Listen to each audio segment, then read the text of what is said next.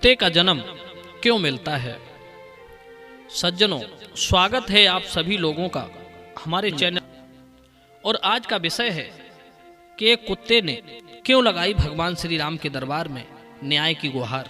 बाकी जो भगवान को मानने वाले हैं वो सब जानते हैं कि भगवान हर जीव के मन की बात को सुन लेते हैं, इसीलिए तो वो भगवान हैं। तो आइए चर्चा आरंभ करते हैं। सज्जनों, इस कहानी में ये बताया गया है कि कौन सा कर्म करने वाले को कुत्ते की योनि में जन्म मिलता है।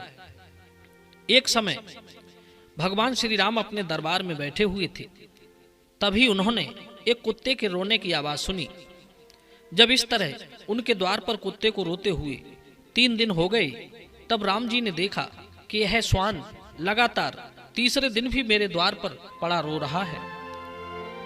मुझे इस बात को जानना चाहिए कि यह कुत्ता क्यों रो रहा है।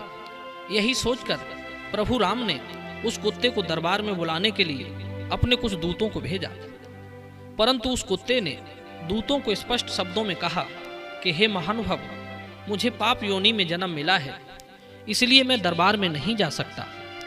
मेरे लिए कुछ स्थान वर्जित हैं, जैसे कोई मंदिर, यज्ञशाला, हवन गृह, तुलसी के उद्यान, किसी सभा या मठ में, राजभवन या गौशाला, पवित्र तीर्थ स्थल, रसोई घर, स्नान संध्या करने के स्थान पर मैं जाने के योग्य नहीं हूं। तुम जाकर श्री राम से कह दो कि वे स्वयं आकर मेरे पास मेरी पीड़ा को सुने। सज्जनों, कुत्ते के कहने के अनुसार दूतों ने प्रभु राम जी को उसकी पूरी बात सुनाई। इतना सुनते ही श्री रामचंद्र जी उस कुत्ते के समीप पहुंच गए और उसके रोने का कारण पूछा। कुत्ता कहने लगा, हे दीन वत्सल, आपने मेरे लिए बड़ा कष्ट किया है जो आप स्वयं चलकर मेरे पास आए हो। हे महाराज, मैं आपसे न्याय मांगने आया हूं। मैंने सुना है कि आप किसी के साथ भेदभाव नहीं करते हैं, इसीलिए मैं एक विशुद्ध प्राणी तुम्हारे दर पर आया हूं। मैंने कोई अपराध नहीं किया है, फिर भी एक सन्यासी ने मुझे पत्थर से मारा है, जिसके कारण मेरा पैर टूट गया। मुझे चलने में बड़ा कष्ट हो रहा है। आप तो जानते ही हैं, वैसे भी हमें सबसे निंदित योनि में जन्म मिला है। दुनिया हमें दुदकारती है, कोई हमें पीटता है। हम मनुष्यों की तरह कमाकर अपना पेट नहीं भर सकते।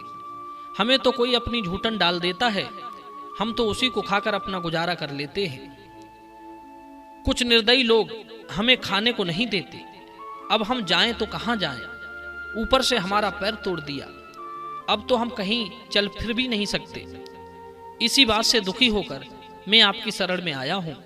हे राम, मुझ नीच जाति के प्राणी को न्याय दीजिए। बंधुओं, कुत्ते की पूरी बात सुनकर राजा राम जी ने उस सन्यासी को बुलवाया और उससे पूछा कि हे स्वामी जी, आपने किस अपराध के कारण इस असहाय प्राणी का पैर तोड़ दिया? तभी सन्यासी ने कहा, हे महाराज, मैं भिक्षा के लिए रास्ते में जा रहा था, तभी इसने आकर मेरा भिक्षा अन्न छू लिया। दोपहर का समय था, मुझे बहुत तेज भूख लगी थी, इसलिए मुझे क्रोध आ गया और मैंने इसे एक पत्थर उठाकर मारा, जिसके लगने से इसका पैर टूट गया। सज्जनों, उस सन्यासी का पक्ष सुनकर श्री राम ने कहा, हे स्वामी, आपको मालूम होना चाहिए यह एक ज्ञान विहीन पशु है। यदि इसने अपना भक्ष्य पदार्थ देखकर आपको छू दिया तो मैं इसमें इसका कोई दोष नहीं समझता। यह तो इसकी स्वाभाविक प्रवृत्ति है, इसीलिए आप ही इसके अपराधी हैं। यदि आपको भूख लगी थी तो भूख तो इस कुत्ते को भी लगी थी। आपके पास भोजन कमाने को मैंने विवेक दिया है। आप कहीं से भी फिर से अपना भोजन एकत्रित कर सकते थे, परंतु ये तो ज्ञान विहीन पशु है। इसको भोजन ना मिलने पर भूखा ही रहना पड़ा होगा। भगवान श्री राम कहने लगे, हे श्वान, यह सन्यासी तुम्हारा अपराधी है, इसे तुम क्या दंड देना चाहते हो? तुम जो भी दंड इसे निर्धारित करोगे, हम वही इसे सजा देंगे। तभी कुत्ते ने कहा, हे प्रभु, इस सन्यासी को किसी शिवालय का महंत बना दीजिए, क्योंकि इसके अंदर लोभ, लालच, क्रोध, ईर्ष्या, द्वेष और घृणा कूट कूट कर भरी है। इसे अपने ही अवगुणों से अपनी करनी का दंड मिल जाएगा। सज्जनों, इस तरह उस कुत्ते की बात मानकर श्री राम ने उस सन्यासी को सुंदर वस्त्र पहनाए फूल माला और चंदन से उसे सुशोभित किया और एक पालकी में बिठाकर उसके साथ में तरह तरह के बाजे बजाते हुए उत्सव के साथ एक शिवालय में ले गए और उसी शिवालय का महंत बना दिया। मित्रों, उस समय अज्ञानवश वह सन्यासी बहुत प्रसन्न होते हुए अपना भाग्योदय समझ रहा था। इधर ऐसी न्याय व्यवस्था को देखकर दरबार के कुछ लोग बड़े विस्मय में पड़ गए। उन्होंने श्री राम से पूछा, हे प्रभु, सन्यासी ने तो कुत्ते की टांग तोड़ी थी, परंतु उसे दंडित करने के बजाय उसे शिवालय का महंत बनाकर उसे बहुत सारे सुख दे दिए। इस गूढ़ रहस्य को हम समझ नहीं पाए, इसका क्या अर्थ है? तभी कुत्ता कहने लगा, हे सभासदों, कुछ स्थान ऐसे होते हैं जहां लोभी, लालची, कामी, क्रोधी, ईर्षालु और घृणा करने वाले लोगों को नहीं रहना चाहिए। जैसे खेत में अन्न रखाने वाला, शिवालय, मठ, बगीचा, दानग्राम, इन स्थानों पर रहने वाला, अनाथ स्त्री और बालकों का धन हरण करने वाला, गाय, विप्र और शिव को अर्पण किए गए धन को खाने वाला, अन्याय करने वाले का धन, राजा के घर पर पहुंचे हुए याचक को भगाने वाले, दूसरे का धन हड़पने वाला, प्रायश्चित के लिए दिए गए धन को लेने वाला, ब्राह्मण भोजन के लिए जुटाई गई सामग्री में से चोरी करने वाला और बेईमानी करके अधिक धन इकट्ठा करने वाला, ऐसे लोगों को मरने के बाद कुत्ते का जन्म मिलता है।